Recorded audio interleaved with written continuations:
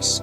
This isn't the only site here. There's actually, you can't go over there, they blocked it all off, but you can see there's a few structures. Like you can see there's more going on here.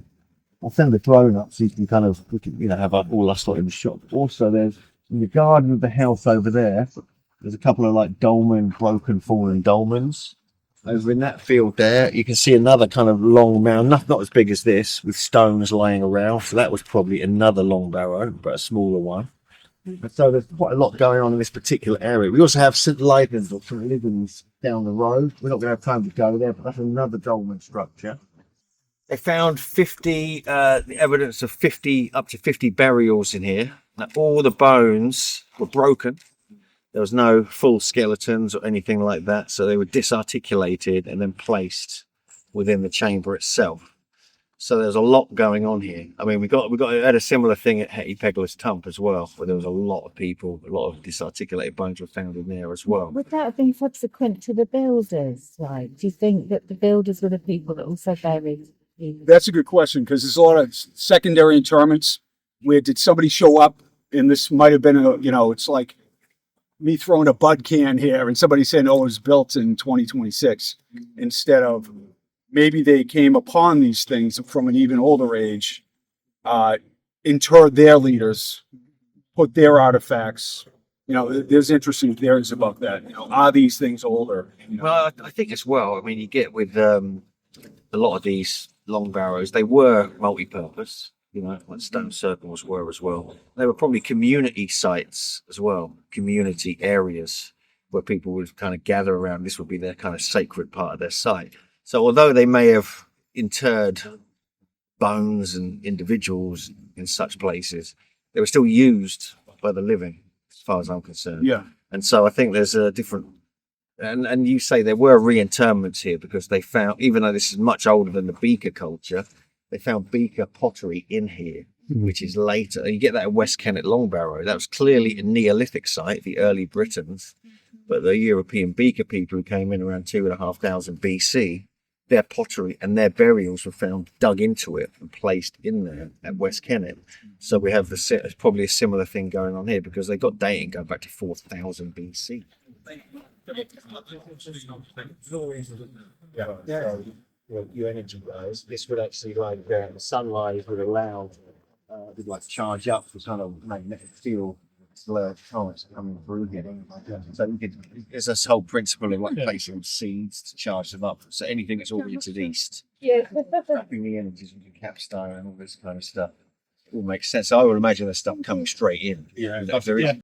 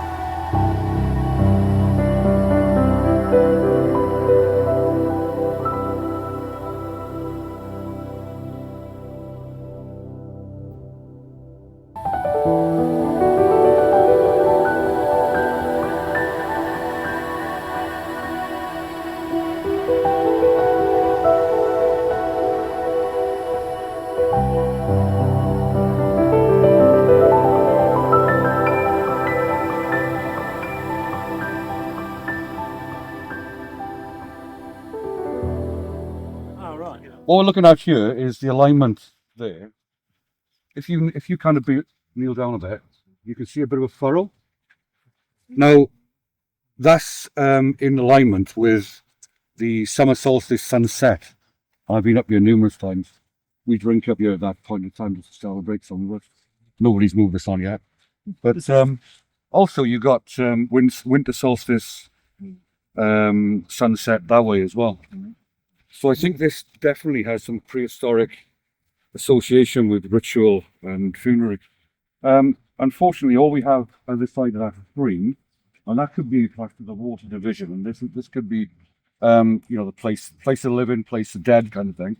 Well, over the other side of that stream, there's only a kist and a stone circle around it left, where they levelled it all, and it was all just destroyed. So we don't know what was there. That was sometime after World War One.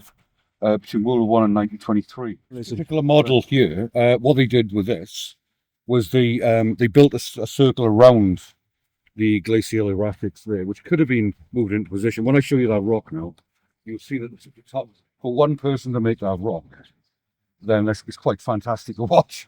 You just got to know how to do it.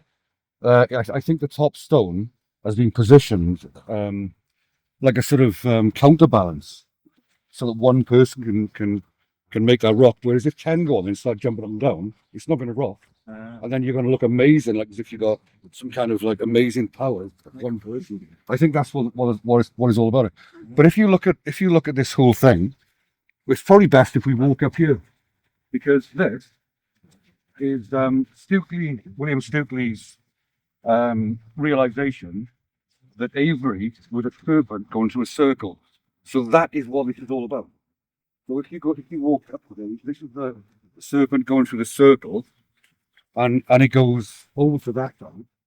Yeah, it's meant to be like the eyes of a snake. Can I just clarify? Is this modern? This is from the Neo-Druids, yeah. Yeah. This is the snake's head. Yeah. That's the two eyes. Oh yeah, I can see a carving here. Yeah, that's like a Neo-Druidic symbol. There is that three. Yeah.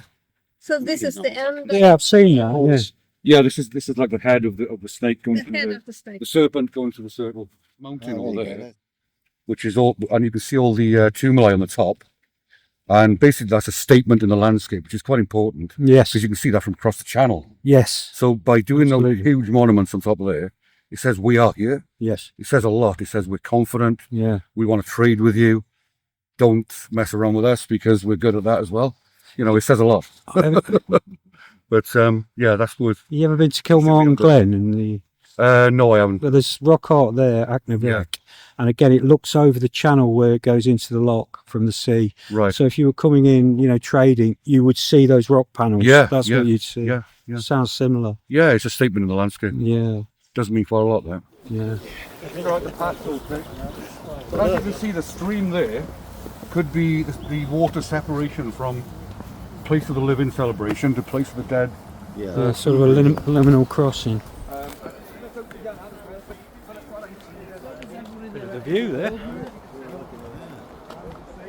Sorry, Hugh.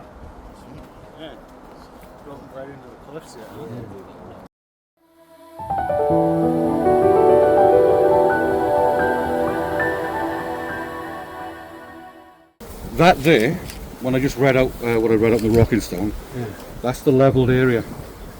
So this would have likely been a huge mound of tumulus, Yeah. and there'd have been more of them. I've been trying to find out information on anything to do with that, and it's very difficult. It was likely to have been all fenced.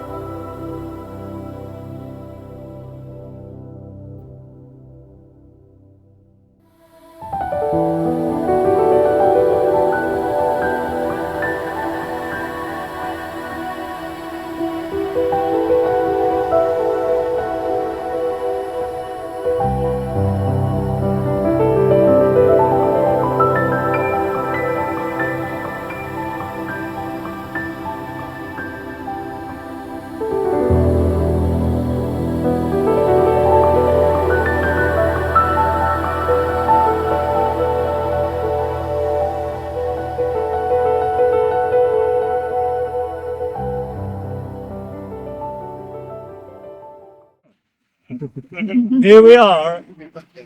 Here we are. Here we are at Harold Stones, and according to Julian Cope, I will quote, "The most famous standing stones in Gwent are the legendary Harold Stones in the village of Trellech, which actually means 3 stones.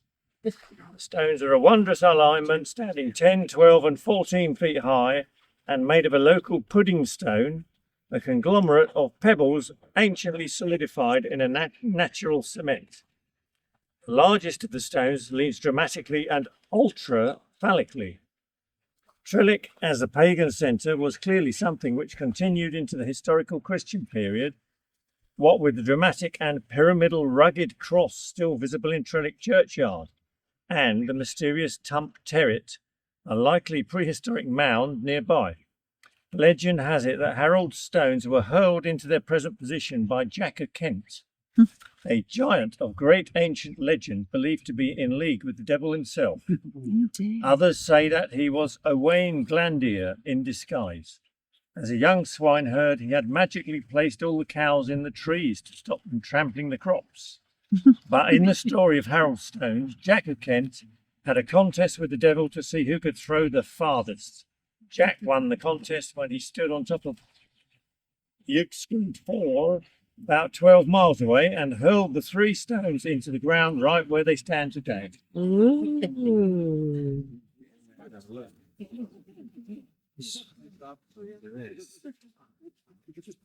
So, is that a cup more? Yeah, it looks like it. Yeah. These are beauties. No, the nettles this thing down. No, that's what I'm saying. Have you got any You see the lumps of quartz in it. To make them better. Yeah,